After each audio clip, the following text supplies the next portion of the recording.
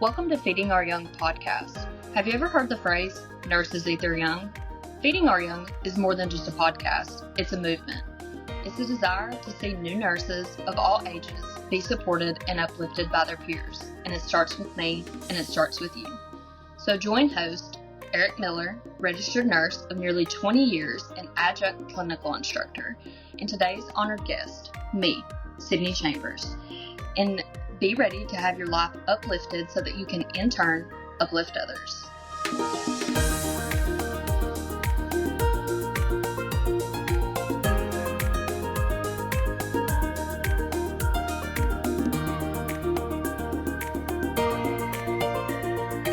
Welcome to Feeding Our Young podcast.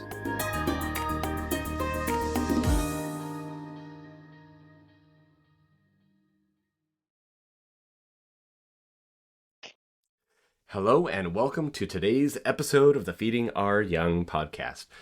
Today I'm going to warn you I might sound a little bit different, maybe a little sniffly, maybe a little congested, getting over a little something as has been going around in these parts. But I generally get sick once a year and this is usually the month in which I do it. And so I have. It's been great.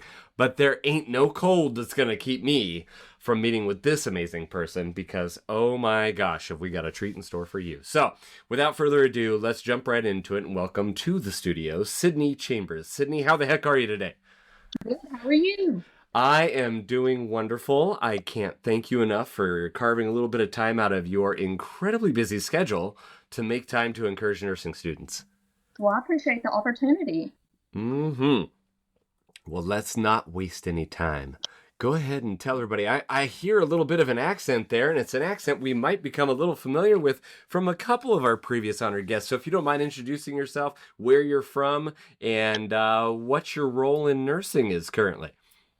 My name's Sydney Chambers, and I'm from a little town called Addison, Alabama. I'm in nursing school at Bevel State Community College at the Summiton campus. And I'm excited to tell you guys more about me. I love it. Now, would you describe yourself as a typical student? No. Far from it.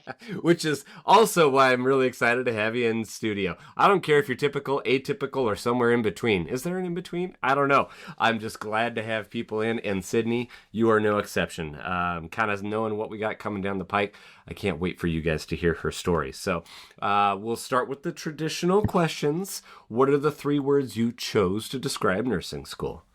Challenging, transformative, and rewarding. I love it. And what are 3 of your favorite songs in life right now? I'm going to go Kendrick Lamar, Not Like Us, because who doesn't love that right now? And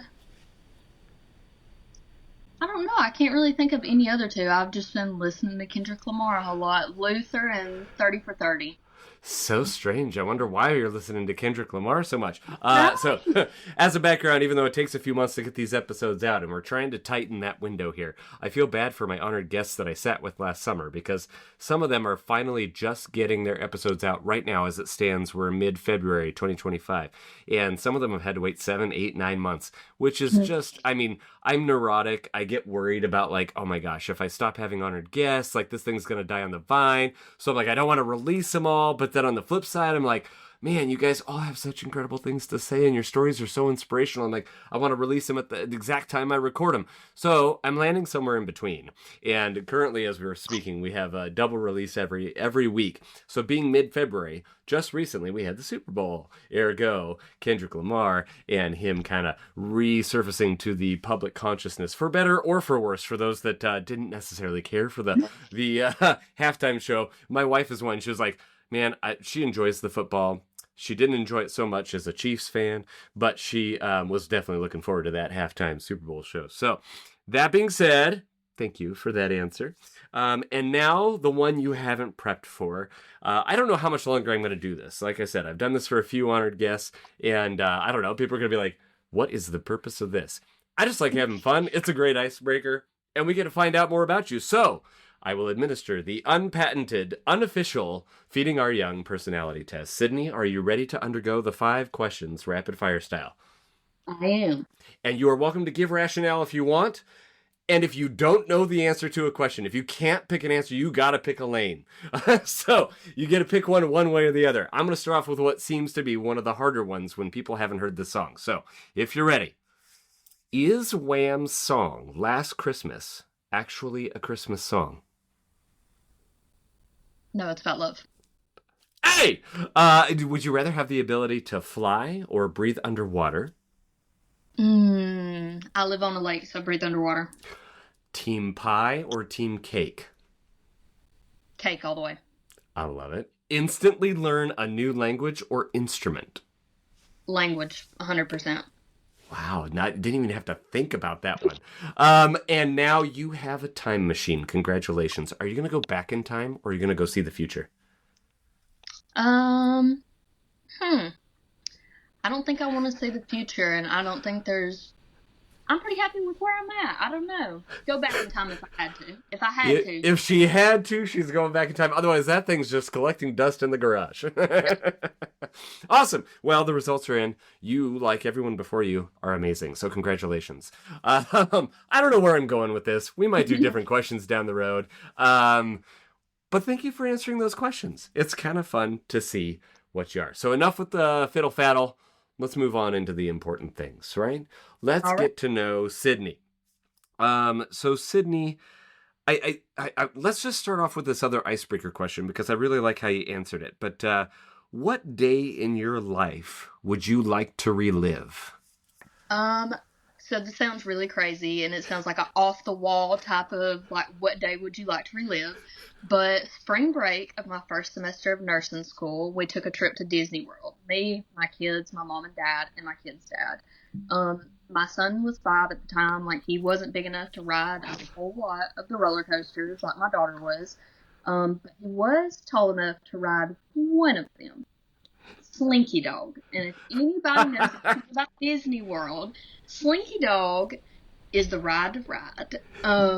So when we got on it, he was kind of scared at first, but like it was Kenna and her dad, which is my daughter and her dad, me and Branson, and then my parents were right behind us. And when that roller coaster started, it was like the world stopped spinning and we were in our own world, and there was so much laughter and just pure enjoyment from all of us. Like nothing else mattered in the world other than the moment that we were in. And I think we got off that ride and rode it about 5 more times that day.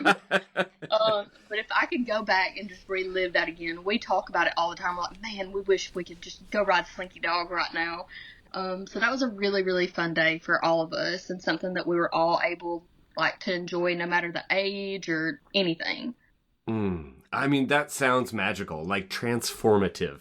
Having a moment where you just, everything else melts away and you are in the moment, right? It was completely in the moment. And I know it's like such a cliche, like Disney World, the magic, you know, but it really was a magical time for all of us. That's incredible. So, I mean, you obviously, it sounds like we're leading off right off the bat with the fact that your family is super important to you. So, what would you like to share about your family? You know, we live in a very small town, like 1 red light, 2 gas stations. Everybody knows everybody. So, like, growing up, my family was always really important to me. I grew up on a farm with, like, all of my extended family kind of living around me. My great-great-grandmother was my next door neighbor. And where we live at now, it's actually like my parents live right beside me. My grandmother lives right beside me. So we all, you know, get to enjoy life together. And that's something that I do not take for granted whatsoever. Like, I love the fact that I always have my family close to me. And, you know, whether it's, hey, you know, we're cooking breakfast and we're out of eggs, do you happen to have some? Or just like, we're out of laundry detergent, do you have some laundry detergent? It's just nice to have them close to us like that, and my kids get to grow up and enjoy their family being so close. I'm almost envious there because I mean, I have siblings and some of my siblings have kids, but we're all scattered to the four winds. We don't really talk a lot. We don't see each other a lot. And so to hear that, you know what I mean? Like to have that kind of experience. And it sounds like you never take it for granted. And that's amazing. I really enjoy it. So any fur babies in that mix? I do. I have one golden doodle, Mia, and one little thing about her, she's only got 3 legs. And she does not let it slow her down whatsoever. Yeah. And we have Marco, which is a Labradoodle. And Whiskey is our German Shorthair Pointer Lab mix. And they are the kids too. Oh. And so I'm guessing that if you travel, your hobbies, things of that nature probably revolves a bit around family. Would you like to talk about that? Yes. So growing up and stuff, we took a lot of vacations, and it wasn't just like the typical, we're going to go to the beach or whatever. For every 2 years after my 8th grade year, we would not go on a vacation for 2 years, and then we'd go on a big trip. We'd go to Alaska. So we'd fly to California and stay for about a week, and then we would go to Vancouver, Canada, and get on a boat and do the cruise to Alaska. And my senior year, for my senior trip, actually, my whole family went. We took a huge family cruise for my senior trip and all went to Alaska. And I will never, that was some of the best times we had. And the memories of getting to, I don't know, run to the airport together in LAX and all of us trying to get on a plane together. If you could just imagine all of us, 10, 15 people running through LAX together trying to get to the next stop. So yeah, growing up, it's always been surrounded around family and traveling, getting to go to different places. Like I said, Canada, Puerto Rico. Wow. My parents, actually, for my trip for graduation for nursing school, they want to take me to Costa Rica. So that may be the next trip. Oh my gosh. Okay, well, I'm going to be sneaking in some luggage there, just so you know. No, that's incredible. That's outstanding. Keeping along with this theme, because again, just the run through everything you sent back to me, I'm like, oh, there's family. Oh, there's family. Oh, there's family. So let's hit the next topic, which is who's your hero and why? Both of my parents. When I read that, when you sent that to me, I struggled really bad because I was like, I can't say one without the other because they both made huge sacrifices. They had me when they were very young, and they never let that stop them. My mom actually went to nursing school when I was little, and I can remember my dad, I can remember staying up. She had night clinicals, and we would stay up and wait for her to get home from clinicals. And her graduating nursing school and my dad getting a different job, they just always went above and beyond to make sure that me and my brother had everything that we needed. We were able to go on trips. They taught me about life and enjoying simpler things in life. It doesn't always have to be huge and extravagant as long as you've got each other. I'll say this. There were times in life where maybe we didn't have everything in the world. We might not had as much as the next person, but looking back, and I've told my parents this, I don't know how many times, I never knew, I would have never imagined when I was little that we did not have everything in the grasp of our hands. They never let us know that we didn't have everything we wanted to have or everything that we needed to have. That is so incredible. I'm like, all right, well, can you go fetch your parents? Let's just get them on here too. Not that you're not inspiring. We'll just get all 3 of you. They actually told me, they were like, is this live? Because we really want to chime into this. Absolutely not. Oh, you're like, sorry, it's not. Gosh darn it. I get control of the narrative. Yep.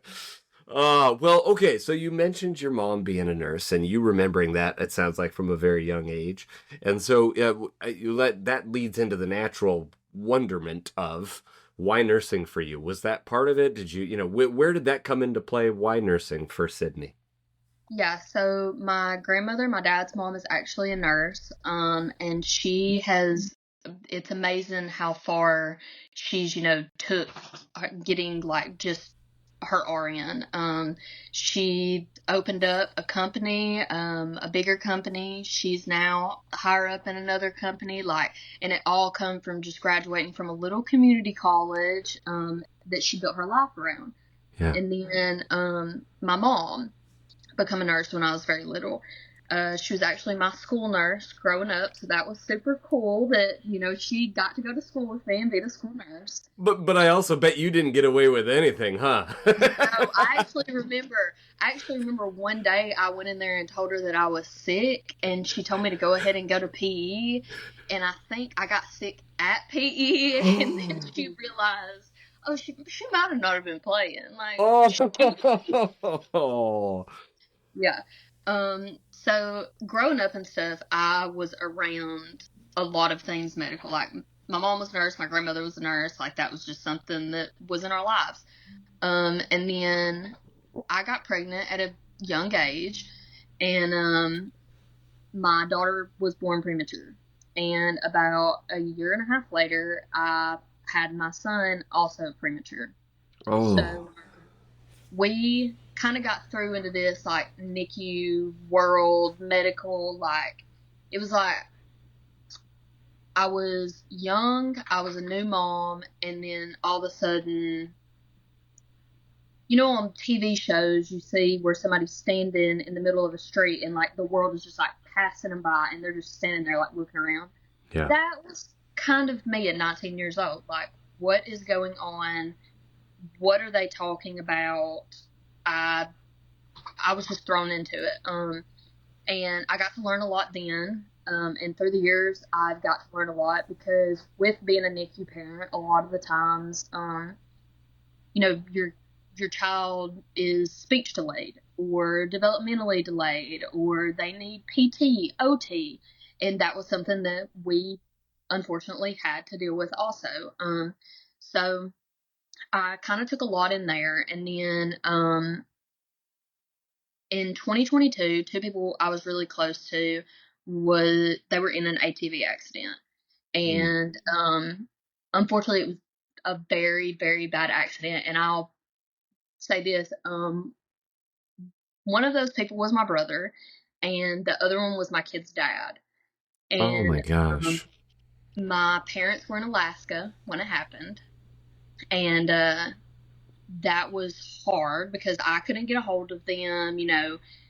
I got a phone call that this had happened, and me and my grandmother kind of had to handle it by ourselves until we could get a hold of my parents and they could get home. And that situation taught me a lot. And I can remember standing in UAB, which is our big hospital in Alabama, and kind of looking out the window and being like, this is it. Like, this is what I want to do. Like, I want to advocate for people. I want to help. Like, I want to make sure that no matter what, somebody has somebody on their side. Like, had there not been somebody there in certain situations when we were in the hospital, like, I don't know what we would have done. We had my grandma there she will always advocate for anybody that needs it. And that kind of just, solidified to me, like, this is what I want to do. That happened in September of 2022, and I was enrolled in classes in January of 2023, finishing my basics. Wow. So that was kind of the deciding factor and what led me to where I am. And I'll say this, no matter what you go through, like, during the time that we were going through that, I really and truly thought this is the worst thing that could happen to us. My brother, Jordan, like, this is just a terrible situation. And being on the other side of it now, it's like, okay, that, while it was super unfortunate and it was a horrible situation, everybody learned something out of that situation. And it brought me to where I am today.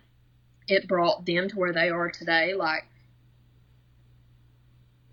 while a bad situation, it has kind of turned into a really, really good learning, and just, you know, getting people where they need to be throughout the bad, I guess you could say.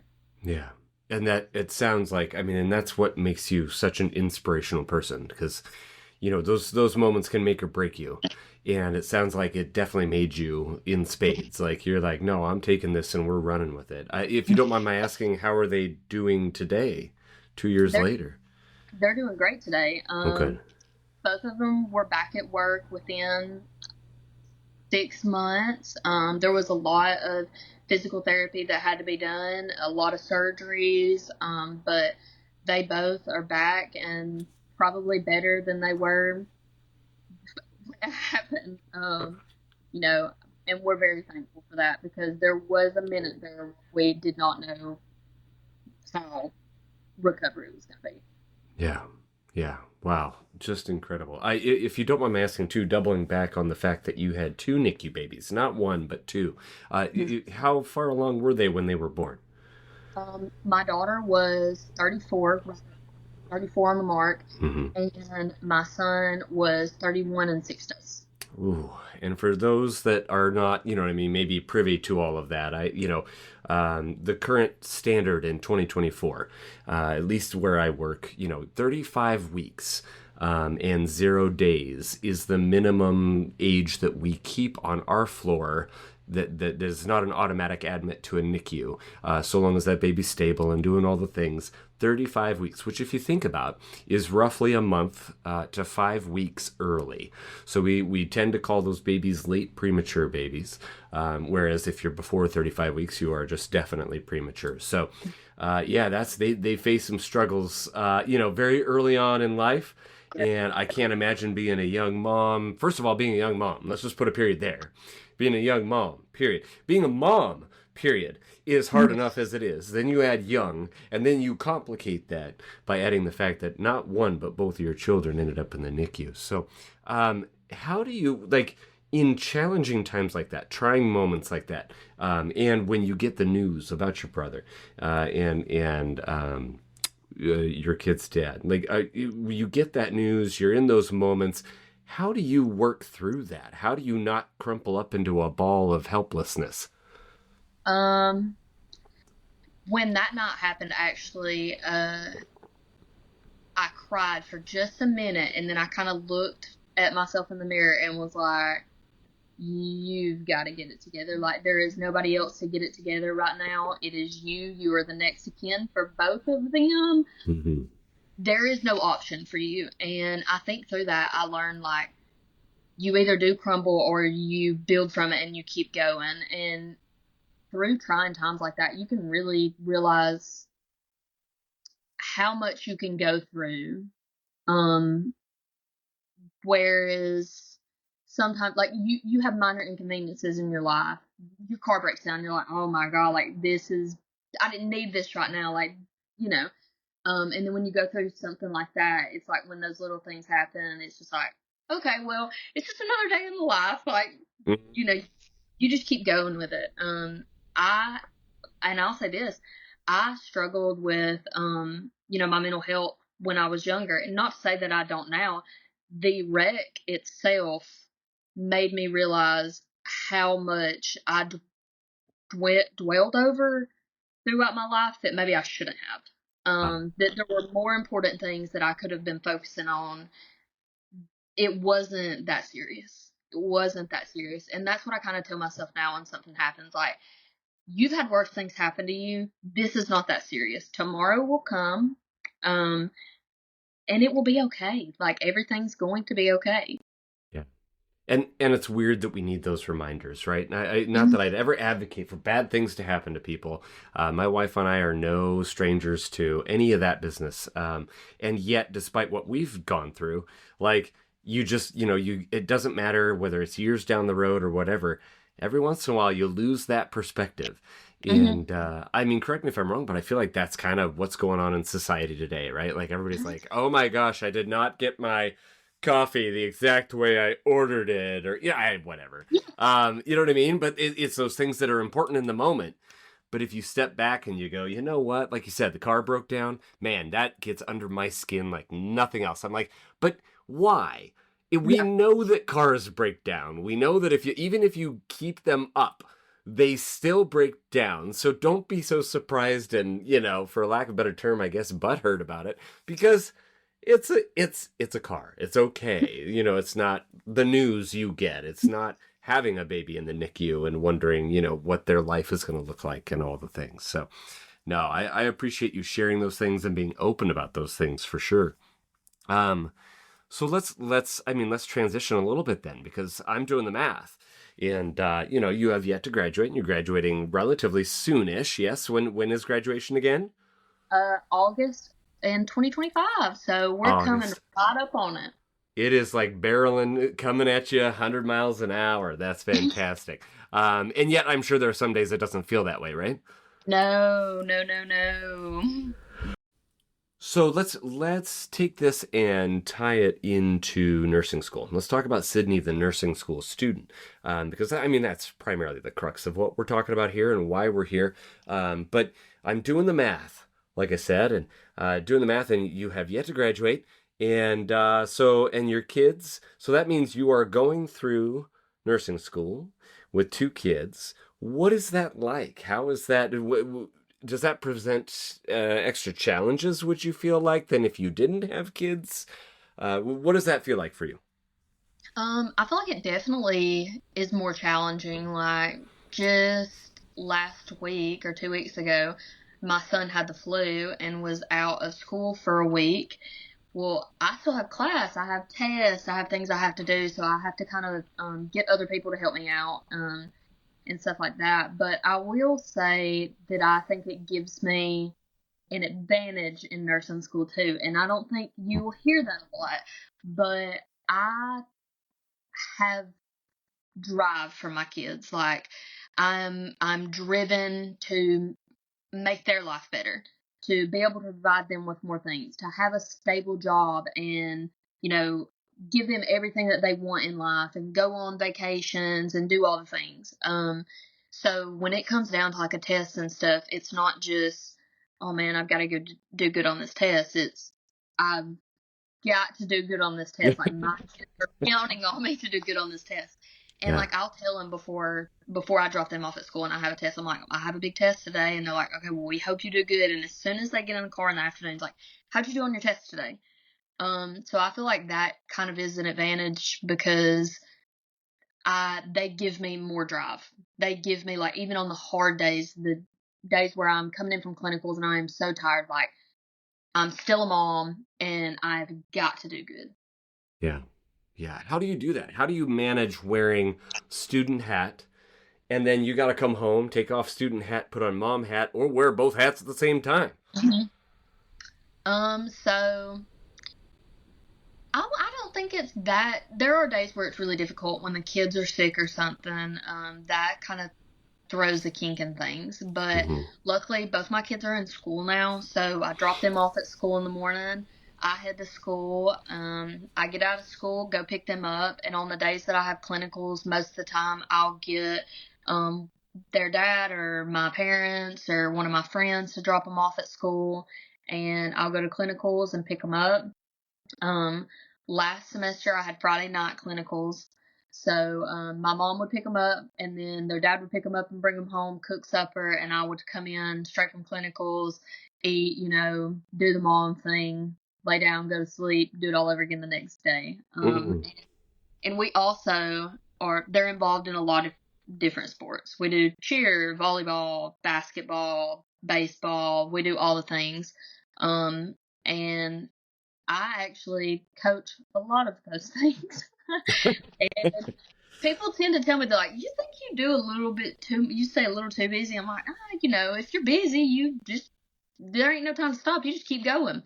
So, I've got to be able to manage like schoolwork, test, parents of the teams that I coach, the kids, supper, all the things. But really found that the busier I am, the more I can keep going. The more drive that I have. Like the moment you stop is when it's kind of like, oh, like I don't really want to do this. I don't want to. I don't want to. As long as you keep going and you're busy 24/7, you're fine. It's fine. It's like otherwise you got to kind of restart that motor. You got to get that Yes. going again. You're like, but do I really want to? Like, I know I can do it, but this has been so nice. Yeah. Well, so then, I mean, and it sounds like, you obviously come from a place of incredible support, your significant other, your family, and all the things. What would be your advice to those students that are listening going, man, Sydney, I'm doing this by myself with kids. Like, how do I do that? What would be your advice to that student? So for me, like starting nursing school, I stayed home with my kids, up until they started school, and I had only ever known like me watch my kids. Like, yeah, family members, keep them every now and then overnight, but like I was primarily the one that was always doing it. So when I decided to start nursing school, I kind of had to reel in other people. One of my best friends, my whole first semester in nursing school, she took the kids to school every single day. Like, I don't know what I would have done without her taking my kids to school. If there's just a couple of people you can find that you can count on, that makes it so much easier. I will say that it is extremely hard sometimes. Like, people have life. My parents still work. Like, yeah. There are times where it is extremely hard, and there are times where you have to say, okay, yeah, nursing school is important, but I've got to take care of my family. Or, yeah, there's been times where I've told the kids, I'm going to make you some ramen noodles or some pizza rolls. I've got to study tonight. You've just got to plan your time wisely and accordingly when the kids are at school. I try to do a lot of the schoolwork. But it really comes down to time management and having your head in a place where minor inconveniences are not going to throw you off the loop, because minor inconveniences are going to happen when you don't need them to. Anytime you do not need them to is when it's going to happen. So just making sure that you're in a really good headspace where you can say, you know what, no matter how hard this is, I'm going to keep going. Like, I'm going to keep pushing. If it comes down to it, I'll talk to my instructors and be like, my kids are sick. Like, I have nobody else to help. Is there anything I can do? Can I, come in on Zoom or something? Can I watch it? Can it be recorded for me? Stuff like that, I think could really help. And it does help me. Yeah, that's incredible. And I at the risk of sounding like I'm going to sound slightly calloused here, but would you have anything to say? And this isn't a question that she's prepared for, by the way. Would you say that because of that, sometimes, do your grades sometimes have to suffer? They do. When it comes to priorities. During last semester, my daughter stayed really sick. We had RSV, pneumonia, all the things. I took her to the hospital twice, walking into that ER and being like, man, I really, do we really need to be here? Because it always happens when the doctor's office is closed, it's the weekend, or it's a holiday. Mm-hmm. That's always how kids are. So there were a couple of tests last semester that I got to me a little bit, and like reflecting on them after the fact, I kind of just had to be like, I'm a mom, and sometimes being a mom matters a whole lot more than nursing school. Like, I made good grades, and I was able to make good grades after that, but right now I've got to focus on just being a mom. Yeah, it's a matter of picking what matters the most and allowing the other things to, if they have to suffer for a bit, they have to suffer for a bit. And, longtime listeners of the podcast, I say long time, we're not even a year old, but those that have listened to more than one episode know that we talk about, like, we're going all the way back to Sue Perkins, one of the original honored guests. And she says, B's. People, you talk about C's get degrees, and she's like, well, B's, B stands for balance. And so she's like, don't focus on the grades. As long as you do have to pass eventually. If you fail a quarter, a semester, or whatever, eventually you got to get back in it and pass if you're going to become a nurse. But that's the minimum. That's the standard. And if that's what you got to barely get above in order for you to, like you said, provide the care for your daughter, to do whatever needs to be done for the family, these other life things that are vastly more important in the grand scheme of things, then that's what you do, right? Mm-hmm. Yeah. Awesome. Well, on this subject, before we, I don't want to wrap things up too quickly. Like, man, I just want to keep talking. I want to keep talking with you. But on that subject, I know you've touched on this to a certain extent, but I love how you wrote this and what you responded. Because I asked, what challenges have you faced? And you've kind of touched on that. You can embellish more if there's more you want to chat about. But in particular, then the follow-up question, of course, is how do you overcome those challenges or work through those challenges? And I love what you had to talk about there. So if you don't mind kind of sharing that with us. Yeah, so I overcome the challenges by focusing on my why. My children, the future that I want to build for us, and I also lean on all my support systems, whether that's my family, my friends, like the school even, and I remind myself that every difficult moment is temporary. Like, I may be having a bad day today. I cannot let that roll into tomorrow. I cannot let it roll into schoolwork or being a mother. The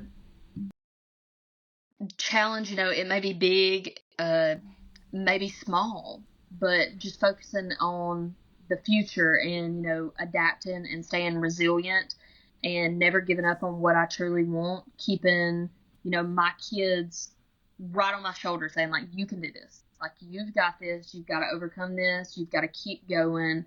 And I just look forward to, what the future holds for us and, the family and all the places we're going to see and, where we'll end up with this. And that's what keeps the motor running or gets it running again after a small delay, yeah? Yep. Oh, I love it. Well, Sydney, this has been incredible. Let's pull it back around to the 3 words that you used to describe nursing school. Hold on. I'm going to scratch that part. Ignore that I said any of that just for a second. Sydney, that is so incredible and so inspiring.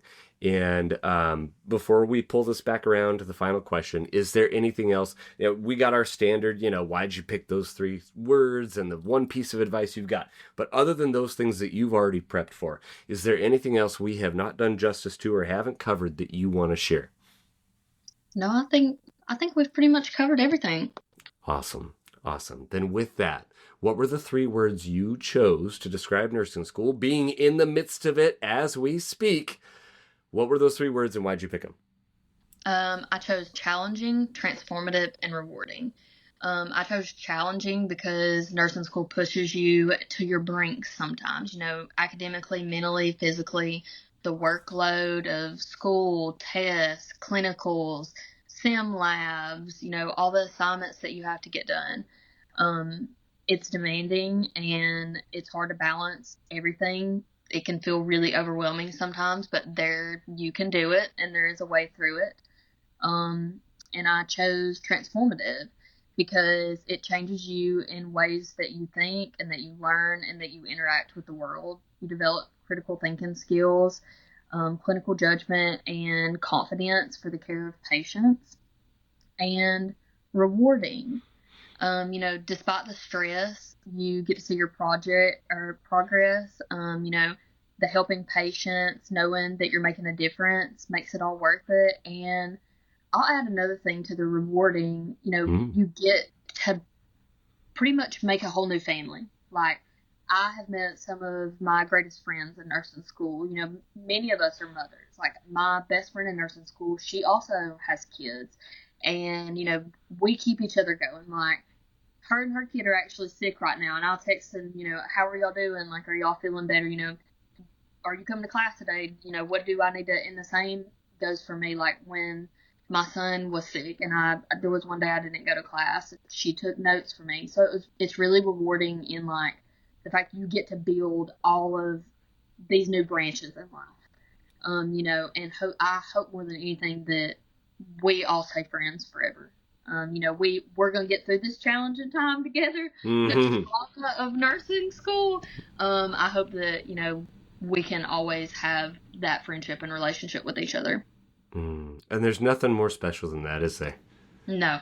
No, just incredible. Again, you go to school to get an education.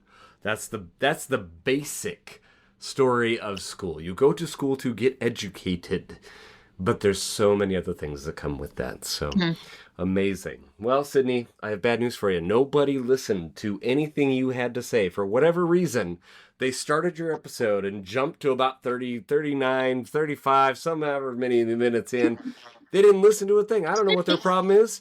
So you've only got one thing that you have to impart to them. What would that be? I want my story to show that no matter how many obstacles that life throws you, it's never too late to chase your dreams. As a young mom, I know how easy it is to feel like your dreams are out of reach or that you could give up on them entirely. There were many times that I thought pursuing a career or going back to school was not going to be possible. And I've learned that it is. Being a parent doesn't mean that you have to stop dreaming.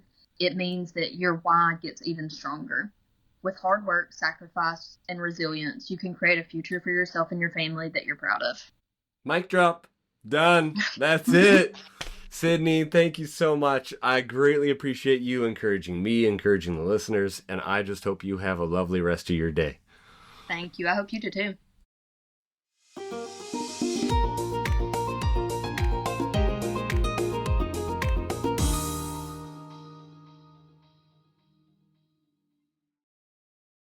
Here's what's happening on the next episode of Feeding Our Young. As I went through COVID, I kind of was thinking about it, and the only thing that felt like it could even come close to explaining how hard it was and what we went through was war. Yeah. Because, for example, Vietnam vets, they signed up for a career where they didn't choose what they did. They followed orders. And they didn't choose Vietnam. They chose to serve their country and protect our freedom. And as a nurse, you don't choose the orders. You choose to go to work to help people and follow physician orders.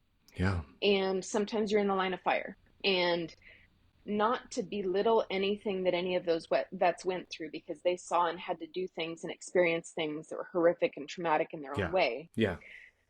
But it was life-threatening for us. There are healthcare workers. There is a mortality rate for ICU nurse managers through COVID. Not all of them survived. Mm-hmm. Not all the nurses survived that went through and took care of COVID patients. So there was a mortality rate to it. And not only that, but we went, especially in North Idaho, we went through a situation where we were trying to help, and the world didn't see, they lost trust in us, and they no longer saw what we were doing in many ways as being helpful. And there was a lot of conflict there. And Vietnam War vets came back and were not welcomed with open arms. Yeah. And it wasn't their fault.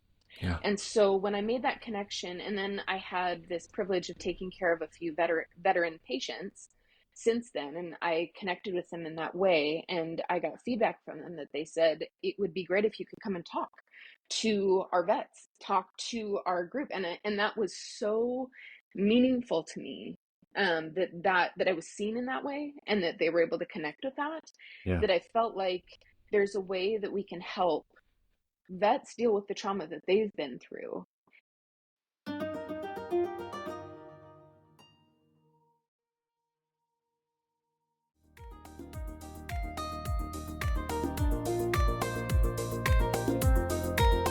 Did you like today's episode of Feeding Our Young? Let today's honored guests know by emailing us at thanks@feedingouryoung.org. Also, if you're a nursing student, nurse, or a nursing instructor and would like to be featured on a future episode, please email us a few details about yourself at the very special email address mystory@feedingouryoung.org. If you have a question you would like addressed in a future Q&A episode, please send it to q@feedingouryoung.org. For all other inquiries, please email us at info@feedingouryoung.org or text us at area code 509-ALL-THEM, 509-255-8436. We're so excited to have you return to hear our next honored guest. Be sure to follow us on TikTok, Facebook, Instagram, and YouTube at Feeding Our Young LLC. Again, that's username Feeding Our Young LLC. Until next time, be encouraged and go find someone to encourage today.